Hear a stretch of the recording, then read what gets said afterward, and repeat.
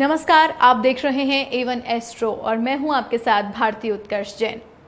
दर्शकों, हमारे घर में आए दिन हम पूजा करते हैं और कुछ लोग ऐसे भी हैं जो डेली पूजा किया करते हैं, लेकिन इसे और प्रभावी बनाने के लिए हम क्या कर सकते हैं, उसके लिए ये जानना बेहद आवश्यक है कि पूजा कितने प्रकार से की जाती है।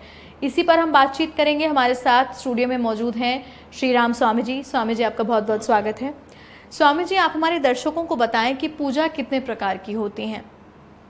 ठीक है, सामान्य तौर पे जो अपन पूजा करते हैं गृहस्थ में करते हैं, जैसे धूप जलाते हैं, दीपक जलाते हैं, नैवेद्य लगाते हैं, तो एक पंचोपचार पूजा होती है जी, जिसमें 5 उपचार होते हैं। कार्य विशेष के लिए जैसे कोई अनुष्ठान करवाया गया है या कुछ और चीज करवाते हैं, उसमें 16 पूजा होती है, 16 उपचार होते हैं उसमें जी। वो विस्तृत पूजा होती है, सर्वांग पूजा होती है। अपन का गृहस्थ लोगों का जो पंचोपचार पूजा है उससे विशेष प्रयोजन मिलता है जी, और उसका विशेष महत्व है।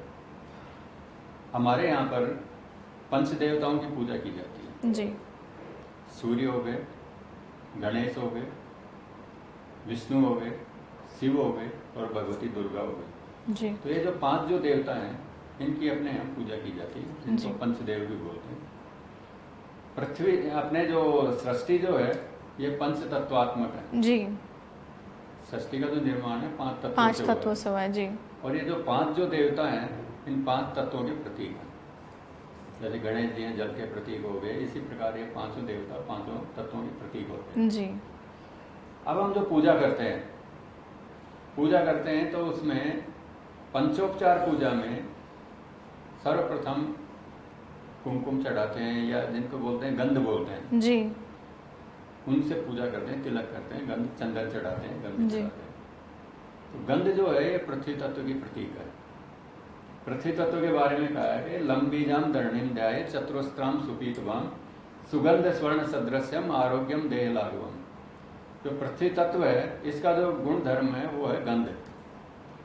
तो गंध यानी कि चंदन आदि चढ़ाने से पृथ्वी तत्व के समर्पित करते हैं, उससे पूजा करते हैं। इसी प्रकार जल तत्व, जल से उनको स्नान कराते हैं, जल के छींटे देते हैं देवताओं के, तो जल तत्व का प्रयोग हो गया। दीपक जलाते हैं, दीपक अग्नि तत्व का प्रतीक हो गया। जी। इसी प्रकार से जो धूप जलाते हैं ये वायु तत्व की प्रतीक होगी। जी, और जो 5वां जो तत्व है आकाश तत्व, उसका प्रतीक होता है पुष्प। जी, पुष्प इसलिए होता है कि पुष्प की जो ग्रोथ होती है वो हमेशा ऊपर की तरफ होती है, आकाश की तरफ होती है, कभी भी नीचे की तरफ नहीं होती है। इसलिए वो आकाश तत्व का प्रतीक माना गया है। धूप को वायु तत्व का इसलिए माना गया है कि वो वायु में विलीन होकर के अपनी सुगंधि फैला देती है चारों तरफ। जी। जल तत्व का प्रतीक हो गया, दीपक अग्नि तत्व का प्रतीक हो गया, गंध चंदन आदि पृथ्वी तत्व के हो गए। जी। अब देवता जो हैं उनसे सामंजस्य स्थापित करने के लिए, क्यों हमारा जो शरीर है ये भी पंच तत्वों से बना है, बिल्कुल। तो उनसे एक तारतम्य बिठाने के लिए, सामंजस्य बिठाने के लिए हम ये पंचोपचार पूजा करते हैं, 5 तत्वों के प्रतीक की पूजा करते हैं जी। और इससे हमें लाभ होता है। तो हर व्यक्ति को, गृहस्थ व्यक्ति को पंचोपचार पूजा करनी चाहिए, जिससे देवता जल्दी प्रसन्न होते हैं, उनकी कृपा जल्दी प्राप्त होती है, उनसे तारतम्य जल्दी बढ़ता है। जी, तो स्वामी जी हमें ये भी बताएं कि इस पूजा को करने से किस तरीके के लाभ हो सकते हैं और किन बातों का इस पूजा को करते वक्त ध्यान रखना चाहिए। जी, देखिए, एक तो पूजा जैसे अपन करते हैं तो जैसे मंत्र जाप करते हैं, जी, माला जपते हैं, मंत्र जाप करते हैं, अपन आसन के ऊपर बैठते हैं। आसन के ऊपर बैठते हैं, कुश का जो आसन होता है वो सर्वश्रेष्ठ रहता है, पवित्र मानी गई है कुश आसन से। जी, जी। या फिर ऊन का जो आसन होता है उसके ऊपर आप बैठें। जिस भी देवता की आप पूजा कर रहे हैं उनके जाप कर रहे हैं, जाप करने के पश्चात आसन के नीचे की रज, जो भी उसके नीचे की जो रज होती है वो थोड़ी सी लेकर के अपने मस्तक के लगाएं। जी, उससे जो ऊर्जा जो आपकी होती है वो आप में संचित रहेगी। जी। दूसरी चीज, जब आपने जाप कर लिए, जाप करने के पश्चात में माला हाथ में लेकर के, और अगर देवी हैं, स्त्री देवी की अगर आप पूजा कर रहे हैं तो उनके वाम हस्त में अपने जप समर्पित करने की भावना करें। जी। अगर पुरुष देवता हैं तो उनके दाएं हाथ में जप समर्पण की भावना करें और आंख बंद करके कुछ क्षण जिस भी काम के लिए आप पूजा कर रहे हैं आप उसके लिए प्रार्थना करें। प्रार्थना करने के पश्चात आप माला उनके सामने रख दें। इस प्रक्रिया में कम से कम 5 मिनट लगने चाहिए जी, जिससे जो आपने जो जाप किए हैं, जो एनर्जी है वो जमीन में प्रवेश नहीं करे, आप ही में रहे। जी, जी, उसके पश्चात आप प्रणाम करके उठ जाइए। जी।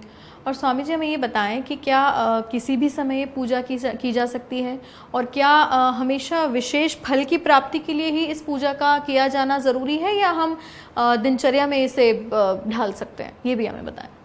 देखिए, विशेष फल प्राप्ति के लिए अनुष्ठान किए जाते हैं। जी, पूजा जो की जाती है वो रोजाना जो आप पूजा करते हैं, दैनिक जो पूजा करते हैं, वो एक दैनिक दिनचर्या में शामिल हो जाती है। जैसे अपन भोजन करते हैं, जी, जी, तो भोजन जैसे हमारे शरीर का आवश्यक अंग हो जाता जी। है, वैसे ही जो पूजा होती है ये हमारे आध्यात्मिक जीवन के लिए आवश्यक अंग हो जाती है। इसलिए आप दैनिक पूजा करें। दूसरी चीज, सबकी खुशी के लिए, जी, सबके अच्छे के लिए, सबके भले के लिए आप पूजा करें, उसकी कामना करें आप। जी, सर्वे भवन्तु सुखिनः, सर्वे सन्तु निरामया, जी, सर्वे भद्राणि पश्यन्तु, मा कश्चित् दुःख भाग् भवेत्। तो पूजा के अंत में आप ये श्लोक बोलें।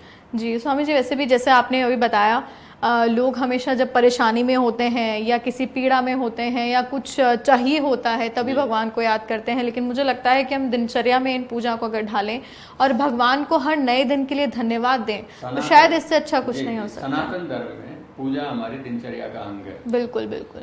बाकी जब समस्या आती है या कोई तकलीफ आती है, कष्ट आती है, उसके लिए फिर अनुष्ठान आदि किए जाते हैं। लेकिन ये दिनचर्या में हमें ढालना बेहद ज़रूरी है, क्योंकि हमेशा भगवान से शिकायत करना ही ज़रूरी नहीं होता, उन्हें धन्यवाद देना भी आना चाहिए।